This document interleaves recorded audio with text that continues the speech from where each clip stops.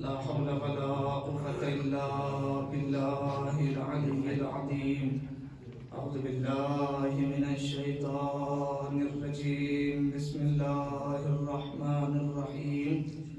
رب اشرح لي صدري ويسر لي أمري واحلل عقدة من لساني يفقهوا قولي. الحمد لله الذي علا بحوله ودنا بطوله مانع كل غنيمة وفضل كاشف كل عزيمة وأصل. أحمده على عواطف كرمه وسوابغ نعمه وأؤمن به أولا واتيا واستهديه قريبا هاتيا واستعينه قاهرا قادرا وأتوكل عليه كافيا ناصرا. الصلاة والسلام على أشرف الأنبياء والمرسلين سيدنا ونبينا ومولانا أبي القاسم محمد اللهم صل على آله الطيبين الطاهرين المعصومين المظلومين ولعنة الله على أعدائهم أجمعين. أما بعد فقد قال الله تعالى وتبارك في القرآن الحكيم وهو أصدق الصادقين وقوله الحق. إنما المؤمنون إخوة فأصلحوا بين أخويكم واتقوا الله لعلكم ترحمون. صلى الله عليه محمد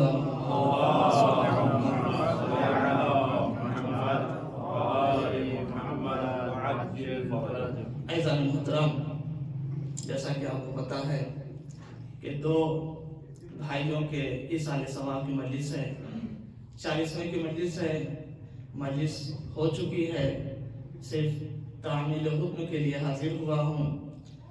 چونکہ دو بھائیوں کے اس سال ثواب کی مجلس ہے، لہذا مجھے حکم دیا گیا کہ میں اپنی اس مختصر سی گفتگو میں اخوت و برادری کے اوپر بیان کروں، روشنی ڈالوں کہ اخوت و برادری کیا ہوتی ہے. جیسا کہ آپ نے دیکھا اور ابھی سنا آپ نے مولانا سے کہ جن دو بھائیوں کی مجلس ہو رہی ہے اس میں سے ایک مولانا حجت الاسلام والمسلمین شیخ باقر صاحب جو یہاں بھی رہ چکے ہیں، اور ان کے بھائی جو شیخ جعفر صاحب ہیں، بتایا گیا کہ وہ برما کے پہلے طالب علم ہیں یہاں پہ جو یہاں پہ آئے. تو گھرانہ علمی ہے، اور ایسا علمی گھرانہ ہے کہ جس نے علم کی روشنی کو، علم کی شمع کو جلایا برما میں. لہٰذا اس حدیث کے مصداق ہوں گے کہ من سنّا سنتاً حسنتاً فلہ اجرہا واجر من عمل بہا الی یوم القیامہ. جو بھی سنت حسنہ قائم کرتا ہے اس کا اجر اس کو ملتا ہے، اور اس شخص کا بھی اجر اس کو ملتا ہے جو سنت پہ عمل کرتا ہے قیامت تک. تو ان بھائیوں نے سنت حسنہ کو قائم کیا. اب اسی مناسبت سے میں نے سورہ حجرات کی آیت نمبر 10 کو تلاوت کرنے کا شرف حاصل کیا کہ جس میں ارشاد ہو رہا ہے، خداوند عالم فرما رہا ہے کہ انما المؤمنون اخوہ، مومنین آپس میں بھائی بھائی ہیں. فَأَصْلِحُوا بَيْنَ أَخْوَيْكُمْ، لہذا اپنے بھائیوں کے درمیان اصلاح کرو. وَاتَّقُوا اللَّهَ، اللہ سے ڈرو. لَعَلَّكُمْ تُرْحَمُونَ، شاید تم پر رحم کیا جائے.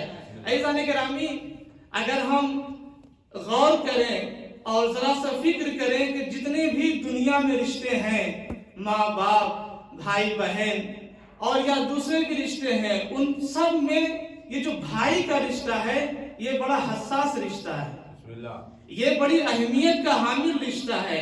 اس لیے کہ بہت ساری چیزیں ہوتی ہیں کہ جب ہم سنتے ہیں تو شاید اتنا اثر نہ ہو، لیکن اگر ہمیں اسی موضوع پہ لکھنا ہو، پڑھنا ہو تو ہماری دقت بڑھ جاتی ہے، ہماری نظر میں گہرائی اور گہرائی آ جاتی ہے. یہ جو بھائی کا رشتہ ہے، بھائی کا رشتہ ہے، یہ اللہ کی بہت بڑی نعمت ہے. اور واقعاً اس نعمت کا جتنا بھی شکریہ ادا کیا جائے کم ہے. بھائی کی اہمیت، بھائی کی فضیلت کیا ہے، بھائی کی اہمیت کیا ہے. چند باتیں میں قرآن اور حدیث سے ابھی آپ کے سامنے بیان کروں گا کہ واقعی بھائی کیا ہے، اخوت کیا ہے۔ اب چاہے وہ اخوت دینی ہو، اخوت دینی ہے، ایک ہے کہ اخوت حقیقی ہوتی ہے، یہ ہمارا حقیقی بھائی ہے، ایک ہے اخوت دینی۔ آپ جب اخوت دینی کو یا اخوت حقیقی دونوں کو قرآن اور روایت میں دیکھیں گے تب آپ کو پتہ چلے گا کہ کتنی فضیلت بھائی کی۔ ہمارے اور آپ کے چھٹے امام حضرت امام جعفر صادق علیہ السلام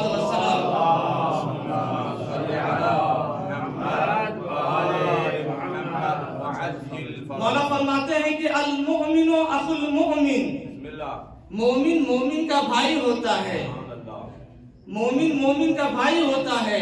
عقلہ ودلیلہ ولا یخونہ ولا یظلمہ ولا یغشہ ولا یعد عدتا فیخلفہ۔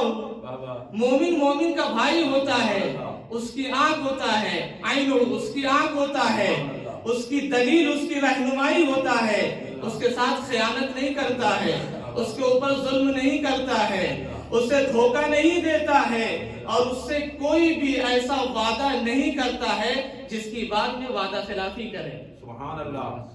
دوسری جگہ پہ ارشاد ہوتا ہے، پیغمبر اکرم فرماتے ہیں آپ فرماتے ہیں کہ ان المؤمن لَيَسْكُنُ إِلَى الْمُؤْمِنِ كَمَا يَسْكُنُ قَلْبُ الظَّمْآنِ إِلَى الْمَاءِ۔ مومن اپنے مومن بھائی کو دیکھ کر کے وہ سکون حاصل کرتا ہے جس طریقے سے پیاسا انسان پانی کو دیکھ کے سکون حاصل کرتا ہے۔ عجیب، مومن اپنے بھائی کو دیکھ کے اس قدر سکون حاصل کرتا ہے جس، اب میں پیاس کی شدت، پیاس کی تڑپ، ایک آدمی پیاسا ہو، شدت کی گرمی ہو، پیاس کی تڑپ ہو اور اسے پانی دی جائے تو اسے کون سا سکون ملے گا؟ پیغمبر فرماتے ہیں یہی سکون ایک مومن کو دوسرے مومن کو دیکھ کر کے ہوتا ہے، اسے سکون ملتا ہے۔ دوسری جگہ ارشاد ہوتا ہے، حدیث نے آگے بڑھ کے فرمایا رب اخ لم تلدہ امک، بہت سے ایسے بھائی ہیں جسے تمہاری ماں نے ان کو نہیں جنا ہے، یعنی تمہارے حقیقی بھائی نہیں ہیں لیکن تمہارے بھائی ہیں، تمہارے حقیقی بھائی نہیں ہیں لیکن تمہارے حقیقی بھائی ہیں۔ مولا کائنات نے جناب کمیل سے فرمایا یا کمیل انما المؤمنون اخوہ، اے کمیل مومنین آپس میں بھائی ہیں۔ فرماتے ہیں ولا شیء آثر عند کل اخ لاخی، اور کوئی بھی چیز ایک بھائی کو دوسرے بھائی سے بڑھ کر کے کوئی بھی چیز نہیں ہوتی۔ ایک بھائی کے لیے، ہر بھائی کے لیے اس کے بھائی سے بڑھ کر کے کوئی چیز نہیں ہوتی ہے۔ میں آپ روایات کو دیکھیں کتنی تاکید ہوئی ہے مومنین کی کمک کرنے کے لیے، مومنین کی مدد کرنے کے لیے، مومن بھائی ہیں۔ آپ دیکھیں روایت بڑھتی ہے، امام صادق علیہ السلام ارشاد فرماتے ہیں، امام فرماتے ہیں من ارقت جبہتہ فی قضاء اخیہ لم يعذب اللہ بعد ذلك۔ من ارقت جبہتہ فی اخیہ فی اللہ عز وجل لم يعذب بعد ذلك۔ اگر کسی انسان کی پیشانی پہ اپنے مومن بھائی کی حاجت کو پورا کرنے کے سلسلے سے پسینہ آ جائے لم يعذب بعد ذلك، اللہ اس کے بعد اس کے اوپر عذاب نہیں کرے گا۔ حدیث نے یہ نہیں کہا کہ حاجت پوری ہوئی کہ نہیں، صرف اتنا کہا کہ کوشش کرے اور پیشانی پہ پسینہ آ جائے لم يعذب بعد ذلك۔ صلوات پڑھیے نا محمد و آل محمد۔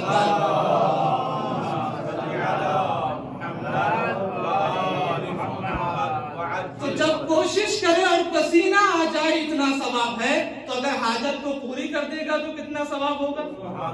اس لیے پیغمبر اکرم فرماتے ہیں من قضى لمؤمن حاجتا قضى الله له حوائج كثيرة ادناهن الجنہ۔ اگر کوئی اپنے مومن بھائی کی ایک حاجت کو پورا کرتا ہے تو خدا بند عالم اس کی بہت سی حاجتوں کو پورا کرتا ہے، ادناہن الجنہ، ان حاجتوں میں سب سے کمتر اور ناچیز جو چیز ہے وہ جنت ہے۔ تو ہمارا تو سارا عمل جنت ہی کے لیے ہوتا ہے.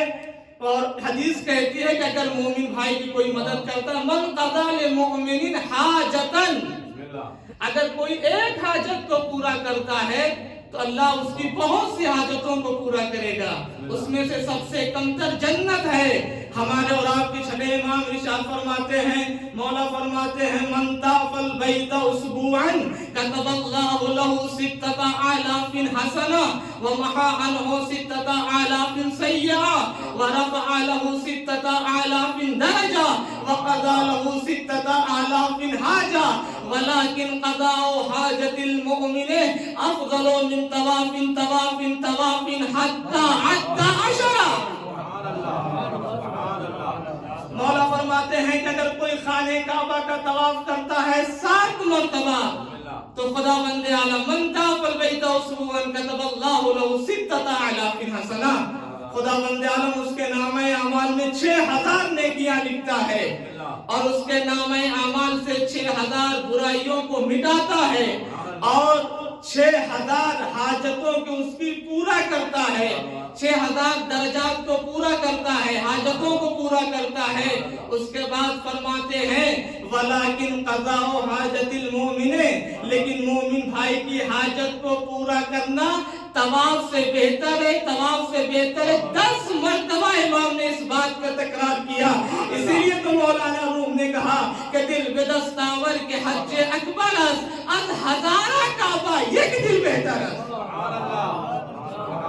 کسی کا دل جیت لینا حج نہیں، حج اکبر ہے. 1000 کعبے سے مومن کا ایک دل بہتر ہے. 1000 کعبے سے مومن کا ایک دل بہتر ہے. آگے حدیث پڑھ کر کے آگے ارشاد فرماتی ہے کہ من اعظم دینا اعظم اخوانا ومن استخف بدینہ استخف باخوانے. اگر کوئی، عجیب حدیث ہے، اگر کوئی اپنے دین کے سلسلے سے عظمت کا قائل ہوگا تو وہ اپنے بھائیوں کو بھی عظمت کا قائل ہوگا. اگر کوئی اپنے دین کے سلسلے سے سبکی کا قائل ہوگا تو اپنے بھائی کے سلسلے سے بھی سبکی کا قائل ہوگا. یہ حدیث ہے عزیزان گرامی. دوسری جگہ پہ حدیث فرماتی ہے کہ من قال للمؤمن مرحبا كتب اللہ له مرحبا الى یوم القیامہ. اگر کوئی اپنے مومن بھائی کے لیے یہ کہہ دے مرحبا تو خدا بند عالم قیامت کے دن اس کے لیے مرحبا لکھے گا. خدا بند عالم قیامت کے دن اس کے لیے مرحبا لکھے گا. تو یہ ہے بھائی. بھائی میں بھی بہترین بھائی کون ہے؟ بہترین بھائی کون ہے؟ حدیث ارشاد فرماتی ہے، ارشاد ہو رہا ہے، پیغمبر فرماتے ہیں خیر اخوانک من سعر الی الخیر وجذبک الیہ. بہترین تمہارا بھائی وہ ہے کہ جو خیر کی طرف آگے بڑھے اور تم کو بھی اس کی طرف لے جائے اور تم کو بھی وَأَمَرَكَ بِالْبِرِّ اور تم کو نیکی کا حکم دے وَأَعَانَكَ عَلَيْهِ اور اس کے اوپر تمہاری مدد کرے. یہ بہترین بھائی ہے. دوسری جگہ بھی بہترین بھائی کے لیے حدیث نے کہا خیر الاخوان من اذا فقدته لم تحب البقاء بعدہ. بہترین بھائی وہ ہے کہ اگر تم اس سے جدا ہو جاؤ، اگر تم اس سے بچھڑ جاؤ، اس سے چھوٹ جاؤ تو تم اس کے بعد زندہ رہنے کی خواہش نہ رکھو. یہ ہے بہترین بھائی. تو عزیزان گرامی یہ ہے مومن، یعنی مومن بھائی کی اہمیت، بھائی کی فضیلت. تو قرآن اسی کی طرف اشارہ کر رہا ہے کہ مومن آپس میں بھائی بھائی ہے. اور عزیزان گرامی یہ بھائی ہونے کی نعمت بہت بڑی ہے. اس سے بڑھ کر کے کوئی نعمت نہیں ہو سکتی ہے. سورہ آل عمران میں ارشاد ہو رہا ہے وَاذْكُرُوا نِعْمَةَ اللَّهِ عَلَيْكُمْ. ان نعمتوں کو یاد کرو، اس نعمتوں کو یاد کرو کہ جو اللہ نے تمہارے اوپر نازل کی ہیں. اِذْ كُنْتُمْ أَعْدَاءً فَأَلَّفَ بَيْنَ قُلُوبِكُمْ. تم ایک دوسرے کے دشمن تھے، تم ایک دوسرے کے دشمن تھے، اللہ نے تمہارے قلبوں کو جوڑا ہے. فَأَصْبَحْتُمْ بِنِعْمَتِهِ إِخْوَانًا. بس اللہ کی نعمت کے ذریعے سے تم آپس میں بھائی بھائی ہو گئے ہو. اللہ نے ایک کیا، اللہ نے الفت ایجاد کیا عزیزان گرامی یہ آپس میں الفت ایجاد کرنا انسان کے بس کی بات ہی نہیں ہے. انسان کا کام ہی نہیں, کر ہی نہیں سکتا. میں قرآن کی آیت پڑھ رہا ہوں, انسان آپس میں الفت پیدا کر ہی نہیں سکتا. پیغمبر سے بڑھ کر کے کوئی ہے. سورہ انفال آیت نمبر 63 میں ارشاد فرماتا ہے خدا فَلَوْ أَنفَقْتَ مَا فِي الْأَرْضِ جَمِيعًا مَا أَلَّفْتَ بَيْنَ قُلُوبِهِمْ. زمین میں جتنی بھی چیزیں ہیں پیغمبر اگر آپ مجھے خرچ کر دیں تب بھی آپ ان کے درمیان الفت پیدا نہیں کر سکتے.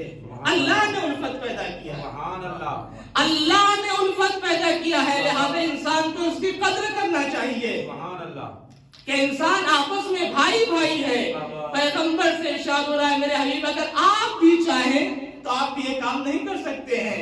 اور عزیزان گرامی سورہ حجر میں ارشاد ہو رہا ہے نمبر 47 میں خدا بند عالم ارشاد فرما رہا ہے وَنَزَعْنَا مَا فِي صُدُورِهِم مِّن غِلٍّ إِخْوَانًا عَلَى سُرُرٍ مُتَقَابِلِينَ. اور جو بھی ان کے سینوں میں کدورت اور کینہ تھا اس کو ہم نے نکال دیا اور یہ بھائیوں کی طرح تخت پہ سامنے بیٹھے ہوں گے. کہا ان کے دلوں سے ہم نے کینوں کو نکال دیا اور یہ بھائیوں کی طرح تخت پہ بیٹھے ہوں گے. پتہ یہ چلا کہ بھائی بھائی کے اندر کینہ نہیں ہوتا ہے. جب کینہ ختم ہو جاتا ہے تو انسان جو ہے چہرے پہ چہرے بیٹھتا ہے, سامنے بیٹھتا ہے, ورنہ پشت کر کے بیٹھتا ہے. یہ قرآن اس چیز کی طرف اشارہ کر رہا ہے کہ اس دن ہم تمام قدرتوں کو نکال دیں گے, لہذا لوگ سامنے بیٹھے ہوں گے. بس عزیزان گرامی یہ برادر مومن کی بات ہو رہی تھی. برادر مومن, برادر حقیقی کو بیان کرو, مجلس کو تمام کر دوں گا.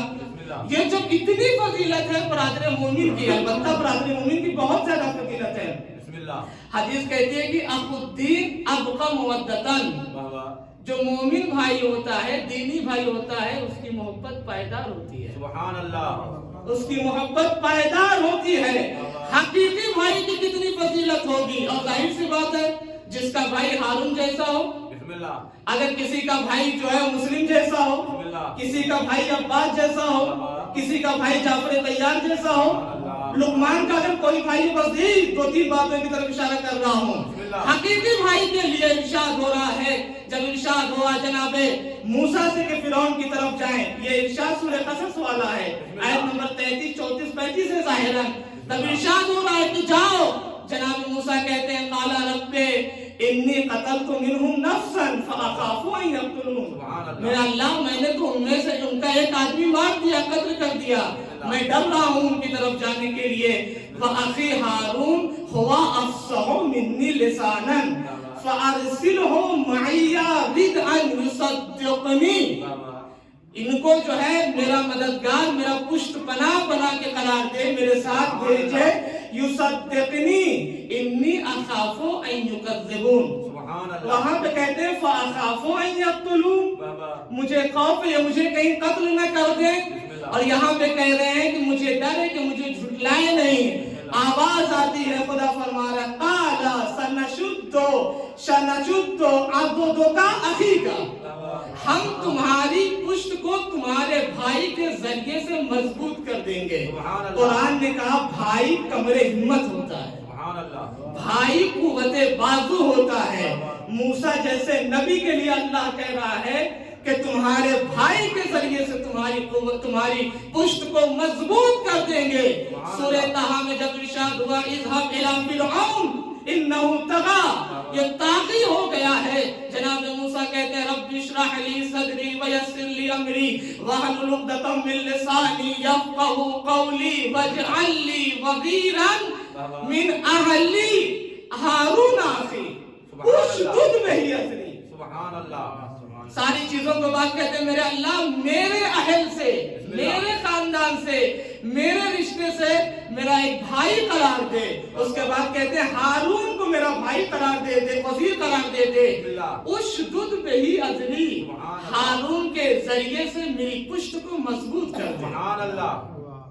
اکیلے جانا چاہتے چلے جاتے, پتہ یہ چلا کہیں کہیں تبلیغ اکیلے نہیں ہو پاتی ہے. ہارون جیسا ایک بھائی پشت پناہ چاہیے. ظاہر سی بات ہے، تاریخ گواہ ہے. آپ دیکھ لیجئے کہیں بھی اگر مولا کائنات کو نکال دیجئے تو جنگوں میں بچتا کیا ہے؟ بسم اللہ. جی ہاں، اسی لیے آپ دیکھیں کہ پیغمبر اکرم نے تاریخ بتاتی ہے کہ مکے میں بھی اخوت سے اخوت بڑھوایا، یعنی بھائی بھائی قرار دیا. ہجرت کے 5 مہینے بعد یا 8 مہینے بعد پھر جو ہے آپس میں بھائی بھائی قرار دیا اور مولا کائنات سے کہا علی تم میرے بھائی ہو. سبحان اللہ. علی تم میرے بھائی ہو، علی تم میرے بھائی ہو. حتیٰ مورخین نے لکھا ہے کہ جو مدینے والی جو اخوت قرار دیا پیغمبر نے، وہاں پہ تو ارث کا بھی مسئلہ ہو رہا تھا کہ میراث بھی لیں گے. یہاں تک کہ سورہ احزاب کی آیت نمبر 6 آ جاتی ہے وَأُولُو الْأَرْحَامِ بَعْضُهُمْ أَوْلَىٰ بِبَعْضٍ، یعنی رشتہ دار ہی میراث کو لیں گے. تو صحبہ اخوت پیغمبر نے بھی پڑھایا. تو عزیزان گرامی یہ ہے بھائی، قرآن کہہ رہا ہے، جناب موسیٰ دو جگہ ذکر ہو رہا ہے کہ تمہارے بھائی ہارون کو تمہارا وزیر بنا کر کے تمہاری پشت مضبوط کر دیں گے، تمہارا کمر ہمت ہے. عزیزان گرامی واقعی میں ایسا ہی ہے. یہ جو آیت کہہ رہی ہے یوم یفر المرء من اخیہ وامہ وابیہ، اس دن کو یاد کرو جب انسان اپنے بھائی سے فرار کرے گا، اپنی ماں سے فرار کرے گا، اپنے باپ سے فرار کرے گا. شاید یہاں پہ جو اخی کو مقدم کیا ہے، اس کا مطلب یہ نہیں کہ بھائی کی جو ہے کیا بولتے ہیں، بھائی کا مرتبہ ماں باپ سے بڑھ کے ہے، لیکن شاید اشارہ اس بات کی طرف ہو کہ وہ بھائی جو دنیا میں ہر وقت تمہارا پشت پناہ ہوتا تھا، قوت بازو ہوتا تھا، قیامت کے دن وہ بھی کام نہیں آئے گا. سب سے پہلے خدا نے بھائی ہی کے رشتے کو کاٹ دیا کہ وہ بھائی جو دنیا میں ہر جگہ تمہارے ساتھ رہتا تھا، وہ بھائی تمہارے کام نہیں آئے گا. تو عزیزان گرامی یہ ہے حقیقی بھائی. ایک دو باتیں اور اپنے مسائل کہ حقیقی بھائی کی عظمت کیا ہے، فضیلت کیا ہے. ایک سوال پڑھیں محمد و آل محمد پر. تاریخ بیان کرتی ہے جب جنگ موتا میں جناب جعفر شہید ہو جاتے ہیں، پیغمبر اکرم نے لوگوں کو مسجد میں جمع کیا اور پیغمبر گفتگو کر رہے تھے، بیان کر رہے تھے، رو رہے تھے پیغمبر اکرم. کہ اتنے میں پیغمبر نے دیکھا کہ مولا کائنات مسجد میں داخل ہو رہے ہیں. پیغمبر اکرم نے کہا کہ خاموش ہو جاؤ، رو نہیں، خاموش ہو جاؤ، رو نہیں. اس لیے کہ بھائی کا غم ہے، بھائی کا غم ہے، علی کے لیے سخت ہو جائے گا. پیغمبر نے کہا رو نہیں، بھائی کا غم ہے، علی کے لیے سخت ہو جائے گا. مولا کائنات نزدیک آئے، منبر رسول کے پاس گئے، سلام کیا. پیغمبر نے جواب دیا. مولا کائنات نے پیغمبر کے چہرے پہ نظر ڈالا. ظاہر سی بات ہے وہ شخص جو ہر وقت پیغمبر کے ساتھ رہتا ہو تو پیغمبر کے حالات سے بھی واقف تھے. مولا چہرے کا رنگ دیکھا، بدلا ہوا نظر آ رہا تھا. ایک مرتبہ مولا کائنات پوچھتے ہیں یا رسول اللہ خیریت تو ہے، خیریت تو ہے. ایک مرتبہ پیغمبر اکرم کہتے ہیں کہ علی تمہارا بھائی شہید ہو گیا. تاریخ نقل کرتی ہے مولا کائنات فرماتے ہیں انفصم ظہری، میری کمر ٹوٹ گئی، میری کمر ٹوٹ گئی. عزیزان گرامی بھائی کا جب سنا بھائی کہ بھائی دنیا سے گیا تو میری کمر ٹوٹ گئی. یہ ہے بھائی کی عظمت، یہ ہے بھائی کی فضیلت کہ جب بھائی کی خبر شہادت سنا تو کہا میری کمر ٹوٹ گئی. دوسرا واقعہ تاریخ نے نقل کیا ہے جناب لقمان کے لیے، سورہ آل محمد میں بھی یہ واقعہ ہے کہ جناب لقمان کے لیے نقل کیا ہے کہ آپ ایک طولانی سفر پہ گئے ہوئے تھے. ایک مدت کے بعد، ایک عرصے کے بعد جب سفر سے واپس آئے تو راستے میں غلام سے ملاقات ہو گئی. جب غلام سے ملاقات ہوئی تو گھر کے افراد کے بارے میں پوچھنے لگے، فلاں کیسے ہیں، فلاں کیسے ہیں. سب سے پہلے پوچھا کہ والد کیسے ہیں، والد کی طبیعت کیا ہے، والد کیسے ہیں. جناب لقمان کے غلام نے کہا کہ وہ اس دنیا سے پوچھ کر گئے. جناب لقمان نے کہا کہ اب میں اپنے امور کا خود مالک ٹھہرا، یعنی اب خود اختیاری مجھے آ گئی، میں اپنے ہر امور کا مالک ہو گیا. جناب لقمان نے پوچھا کہ بیوی کی کیا حالت ہے. غلام نے کہا کہ بیوی بھی اس دنیا سے جا چکی. جناب لقمان نے کہا کہ میرا تجدید بستر ہو گیا، تجدید بستر ہو گیا۔ پھر جناب لقمان نے پوچھا کہ بہن کی کیا حالت ہے؟ جناب لقمان کے غلام نے کہا کہ وہ بھی اس دنیا سے جا چکی ہیں، وہ بھی اس دنیا سے کوچ کر گئی ہیں۔ جناب لقمان نے کہا کہ میری ناموس محفوظ ہو گئی۔ اس کے بعد جناب لقمان نے اپنے غلام سے پوچھا میرا بھائی کیسا ہے، میرا بھائی کیسا ہے؟ غلام نے کہا کہ وہ بھی اس دار فانی سے دار بقا کی طرف جا چکے ہیں۔ جناب لقمان فرماتے ہیں انقطع ظہری، میری کمر ٹوٹ گئی۔ باپ کو مرنے کی خبر سنی، نہیں کہا، بیوی کے مرنے کی خبر سنی، نہیں کہا، بہن کے مرنے کی خبر سنی، نہیں کہا۔ اس واقعے سے لگتا یہ ہے کہ جناب لقمان کی والدہ پہلے ہی دنیا سے جا چکی تھی، اس لیے کہ والدہ کا ذکر نہیں ہے اس میں۔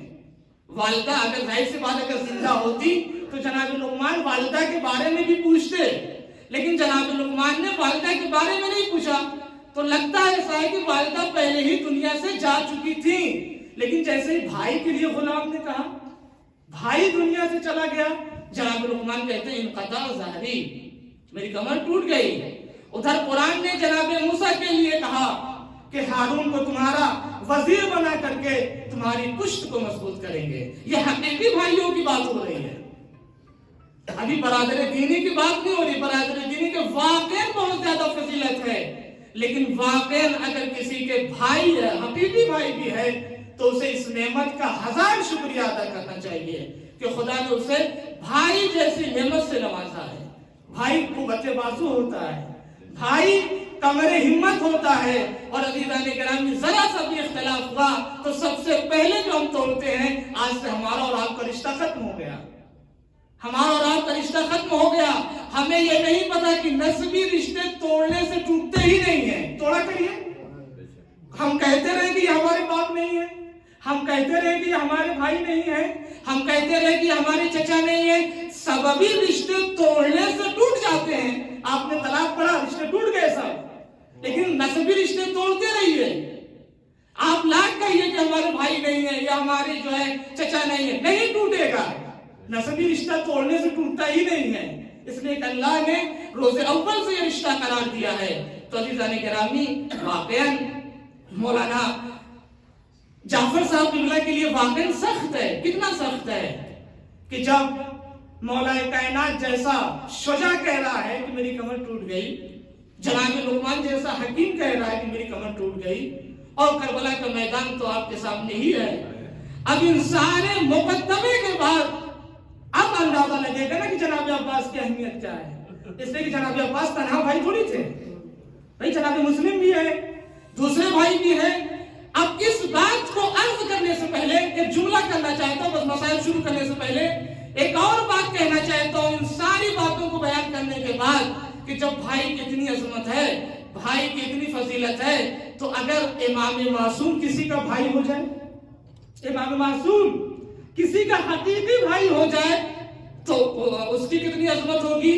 امام رضا علیہ السلام کی حدیث ہے، امام فرماتے ہیں، امام کے اوصاف بیان کرتے ہوئے فرماتے ہیں الامام الانیس الرفیق، امام بہترین دوست ہوتا ہے، والوالد الشفیق، مہربان باپ ہوتا ہے، والاخ الشقیق، حقیقی بھائی ہوتا ہے۔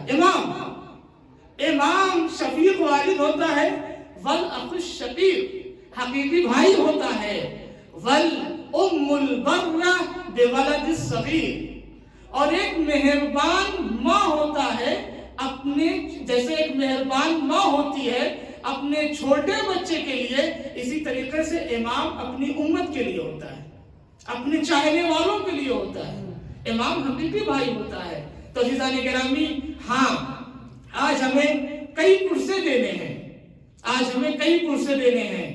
ایک تو چند جملے بھائی کے، امام عصر کو بھی ان کے باپ کو بھی پرسہ دینا ہے اور ان کے جد کا بھی پرسہ دینا ہے۔ بس چند جملے، اس لیے کہ ہمارے یہاں برب صغیر میں یہ ایام عزا کے آخری دن مانے جاتے ہیں۔ ہمارے یہاں 8 ربیع الاول کا دن آخری دن کہلاتا ہے، ایام عزا کا آخری دن کہلاتا ہے۔ یہ ہفتہ ایام ازا کا آخری ہفتہ کہلاتا ہے۔ ہاں عزیزان گرامی، واقعاً بہت سخت تھا، واقعاً بہت سخت ہوتا ہے۔ جس کے دو بھائی دنیا سے چلے جائیں، صبر کرنا آسان نہیں ہوتا ہے، اس کے لیے بڑا سخت ہوتا ہے۔ لیکن ارباب ازا، میں نے عرض کیا بھی کہ ہاں، جس کا مسلم جیسا بھائی ہو، جس کا عباس جیسا بھائی ہو، اگر وہ دنیا سے چلا جائے تو اس کے اوپر کیا گزرے گی۔ ارباب ازا، اس وقت کو یاد کریں کربلا کے میدان میں، جب جناب عباس آخری وقت میں آئے اور کہا آقا مدد کی، آقا مرنے کی اجازت دے دیجئے۔ امام حسین نے کہا بھیا تم تو میرے لشکر کے علمدار ہو۔ جناب عباس نے دائیں طرف دیکھا، بائیں طرف دیکھا، کہا آقا وہ لشکر ہی کہاں رہا جس کی میں علمداری کرتا۔ اے ارباب ازا، امام حسین نے کہا بھیا جانا چاہتے ہو بچوں کے لیے پانی کا انتظام کرتے جاؤ۔ جناب عباس در خیمہ میں آتے ہیں، جناب سکینہ سے مشکیزہ لیتے ہیں، خدا حافظی کرتے ہیں۔ جب جناب عباس جانے لگے تو جناب سکینہ نے بچوں سے کہا دیکھو اب پانی کے لیے مت گھبرانا، اس لیے کہ میرا شیر سچا جا رہا ہے پانی کے لیے۔ اے ارباب ازا، کاش کے یہ ارمان برقرار ہوتا، کاش کی یہ بات صحیح ہو جاتی۔ جناب سکینہ کو نہیں پتا چچا کے بازو قلم ہوں گے، مشکیزے میں تیر لگے گا، سر پہ گرز آہنی لگے گا۔ ہاں ارباب ازا، جناب عباس آ گئے، فرات کے کنارے آ گئے، چلو میں پانی کو لیا، بچی کی تصویر دیکھی، پانی پھینکا، مشکیزے کو بھرا، خیمے کی طرف چلے۔ عمر سعد نے کہا ایک بھی قطرہ خیام حسینی تک نہیں پہنچنا چاہیے۔ عباس کو چاروں طرف سے گھیر لیا گیا۔ اے ارباب ازا، جناب عباس جا رہے ہیں، داہنا بازو قلم ہوتا ہے، بایاں بازو قلم ہوتا ہے، مشق کے تسمے کو دانتوں سے دباتے ہیں اور خیمے کی طرف جا رہے ہیں۔ تیر آ کے آنکھ میں لگتا ہے، مشق سکینہ پہ لگتا ہے۔ عباس نے گھوڑے کو پھر دریا کی طرف موڑ دیا اور چاہا کہ سر کو جھکا کر کے تیر کو نکال لے۔ ظالم نے نیزہ مارا۔ اے بھیا بھائی کی مدد کو پہنچیے۔ اب امام نے وہ تاریخی جملہ کہا العالم کثرت ہری وقلت حیلتی۔ اے ارباب ازا، مولا کائنات نے کہا انفسما ظہری، جناب لقمان نے کہا انقطع ظہری، لیکن امام حسین نے ایک جملہ اور اضافہ کر کے کہا میری کمر ٹوٹ گئی وقلت، اور راہیں چارہ مسدود ہو گئی۔ بس ارباب ازا، کمر ہمت ٹوٹ گئی۔ اے ارباب ازا، میں نے کہا بس دو تین جملے امام زمانہ کو بھی پرسہ دینا ہے، ان کے بابا کو بھی پرسہ دینا ہے۔ اے ارباب ازا، دو تین جملے امام زمانہ کو پرسہ دینا ہے۔ مولا ہم آپ کو پرسہ دیتے ہیں، آپ کے بابا کا بھی پرسہ دیتے ہیں، آپ کے جد کا بھی پرسہ دیتے ہیں۔ ارباب ازا، آپ نے سنا کہ جب امام عسکری کا آخری وقت تھا تو امام عسکری نے اپنے غلام عقیق سے کہا اس حجرے میں جاؤ اور پردے کے پیچھے ایک بچہ ہوگا سجدے میں، اسے بلا کے لے آؤ۔ غلام جاتا ہے، ایک نورانی سا بچہ ہے، سجدے کی حالت میں ہے، کہتا ہے امام زمان آتے ہیں۔ پتہ ہے امام عسکری نے کیا کہا؟ فرماتے ہیں یا سیدہ اہل بیت ہی اصبر الماء فإنی ذاہب الی ربی۔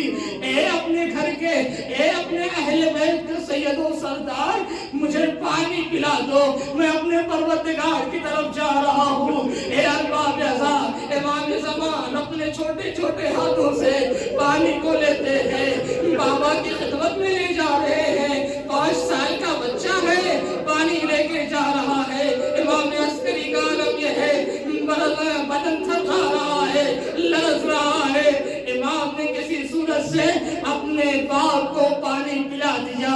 یا امام زمان، واقعاً آپ چھوٹے تھے، واقعاً بڑا سخت ہے، لیکن مولا بڑے خوش نصیب ہیں آپ۔ اے مولا بڑے خوش نصیب ہیں آپ۔ مولا کم سے کم آخری وقت میں بابا کو پانی تو پلا دیا، لیکن ہائے وہ 4 سال کی یتیمہ تو درے خیمہ میں کھڑی اپنے بابا کے انتظار کر رہی تھی۔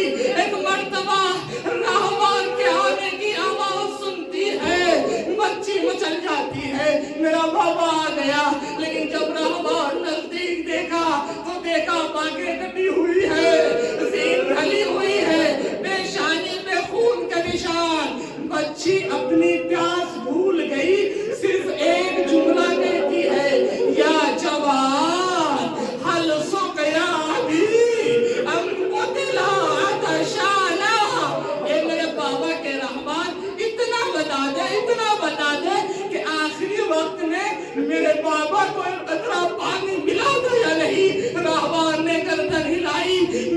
نے سر پیٹا، ہائے میرا بابا پیاسا مارا گیا،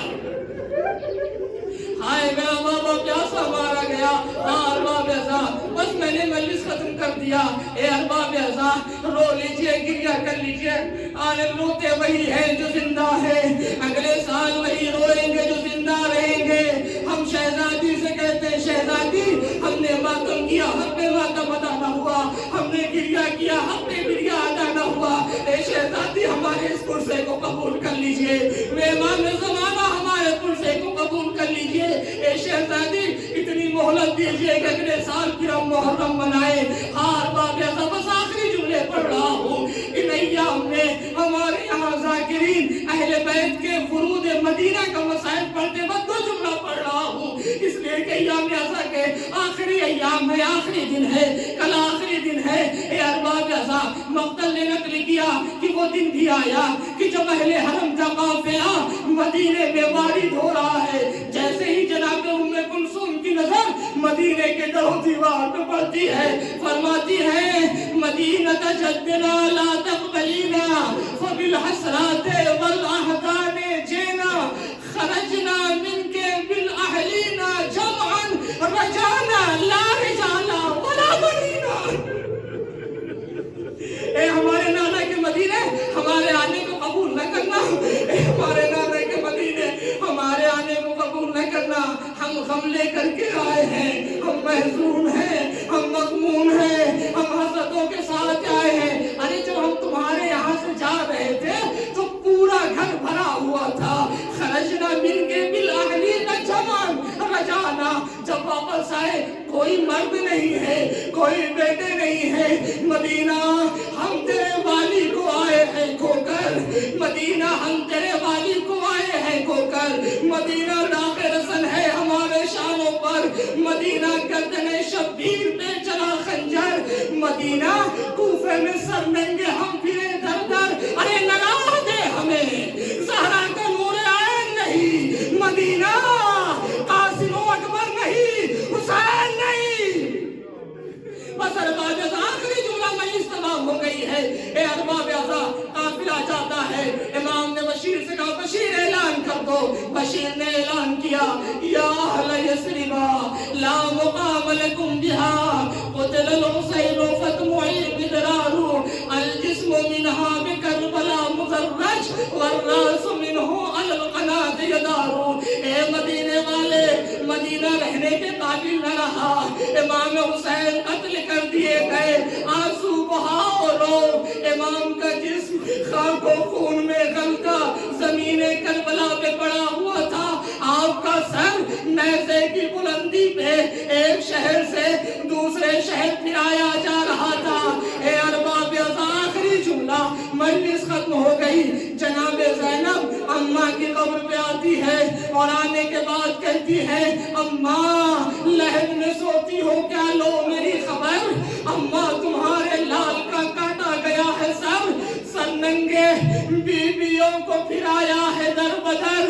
ارے کنبے کو کھو کے زینب ناشاد آئی ہے، بھیا حسین چھٹ گئے، اماں تو آئی ہے، اماں ہمارے شانوں پہ باندھی گئی رسن، اماں جلایا خیمہ شاہنشاہ زمن، تشریح در بدر ہوئی آج خستہ تن، ارے پایا نہ بچی نے زندان میں کفن، پایا نہ بچی نے زندان میں کفن، ارے رتبہ نہ جانا کچھ بھی شہ مشرقین کا، نیزے پہ سر چڑھایا گیا تھا حسین کا۔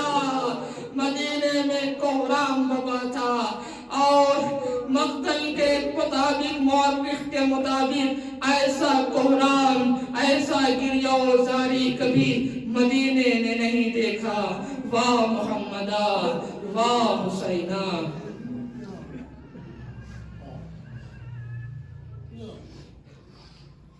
انا للہ و انا الیہ راجعون وسيعلم الذين ظلموا يوم القلب ينقلبون۔ اللهم صل على محمد وعلى محمد، اللهم صل على محمد وعلى محمد، اللهم صل على محمد وعلى محمد۔ میرے اللہ تجھے واسطہ محمد و آل محمد کا ہمارے اس مختصر سے عمل کو ہم سے قبول فرما۔ میرے اللہ تجھے واسطہ محمد و آل محمد کا جو پریشان حال ان کی پریشانی کو دور فرما۔ میرے اللہ تجھے واسطہ محمد و آل محمد کا جو مقروض ہے ان کے قرض کو ادا فرما۔ میرے اللہ تجھے واسطہ محمد و آل محمد کا جن مرحومین کی یہ مجلس ہے، جو دو مرحومین کی مجلس ہے، ان کو جوار معصومین میں جگہ عنایت فرما۔ ان کے ورثہ کو خاص طور سے مولانا جعفر صاحب کو صبر جمیل عنایت فرما۔ میرے اللہ تجھے واسطہ محمد و آل محمد کا ہمیں اتنی مہلت دے دے کہ ہم اگلے سال بھی محرم اسی طریقے سے برپا کریں۔